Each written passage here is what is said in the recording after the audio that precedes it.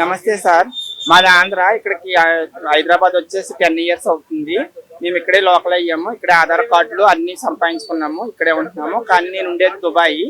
కానీ నాకు deputy CM గారి ఇంట్లో ఇంటర్నేషనల్ కుక్ కావాలని అన్నారు. అది ఫేకో నిజమో తెలియదు. ఆయన అయితే నాకు ఫోన్ నెంబర్ ఇవ్వకుండా ఖాళీ అడ్రస్ ఇచ్చారు. 2 డేస్ నుంచి తిరుగుతున్నాను. ఈ వేళ అయితే వారు రమ్మన్నారని చెప్పారు. వెళ్ళాను. అక్కడ పోలీస్ ఆయన అయితే ఫోన్ చేశారు లోపలికి. ఆ అవకాశం లేదన్నారంట.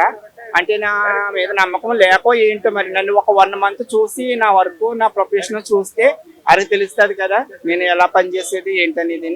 వారికి అవసరం అయితే పెట్టుకోవాలి. కానీ మరి వారిని కలవాలంటే నాకు అవకాశం ఇవ్వట్లేదు. కనీసం ఈ మెసేజ్ అయినా విని వారు కలిసి నాకు ఈ అవకాశాన్ని ఇస్తారని కోరుకుంటున్నాను. ఈ మెసేజ్ అయితే మాత్రం డిప్యూటీ సీఎం గారి దగ్గర దాకా వెళ్ళాలి. వారికి అవసరమైన లేకపోతే వారి ఫ్యామిలీలో ఎవరికైనా అవసరమైతే నాకు జాబ్ ఇప్పించాలని కోరుకుంటున్నాను.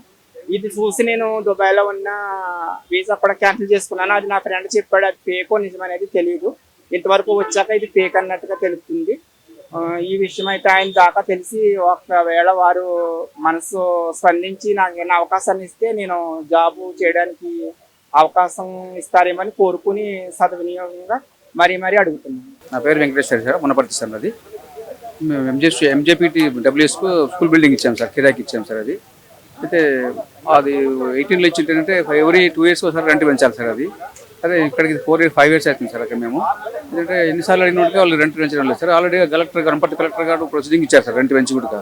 ఇస్తే ఇక్కడ తీసుకొస్తే ఏమంటారంటే ఎంజేపీటీ చైర్మన్ గారు ఏమంటారంటే కలెక్టర్ ఎవరు, ఆయన ఎవరు, ఈయన ఎవరు, మాకు పెంచే పనికి అంటాడు. కానీ స్టార్టింగ్ ప్రాపర్ ఛానల్ అయితే కలెక్టర్ ద్వారానే రావాలి సార్. అది స్టార్టింగ్లో అయితే కలెక్టర్ ద్వారానే వచ్చింది ఎప్పుడైతే పెంచడం కూడా. వాళ్ళు ప్రాపర్ ఛానల్కి వెళ్ళి ఇన్స్పెక్షన్ చేసి కలెక్టర్ గారు, తర్వాత R&B ఇంజనీర్ గారు, తర్వాత మున్సిపల్ చైర్మన్ వాళ్ళంతా కలిసి చేసినారు సార్. అయితే మళ్ళీ నెక్స్ట్ కూడా ఎన్హాన్స్ కూడా మున్సిపాలిటీ గ్రామ పంచాయతీ ఉన్నాయి, మున్సిపాలిటీ అయింది సార్. అది మున్సిపాలిటీ ఏంటంటే మేము మళ్ళీ కలిసి సార్ మున్సిపాలిటీ అయింది, మాకు ఖర్చు ఎక్కువ అంటే వాళ్ళు మళ్ళీ ప్రతినిధి వచ్చి ఇచ్చారు సార్.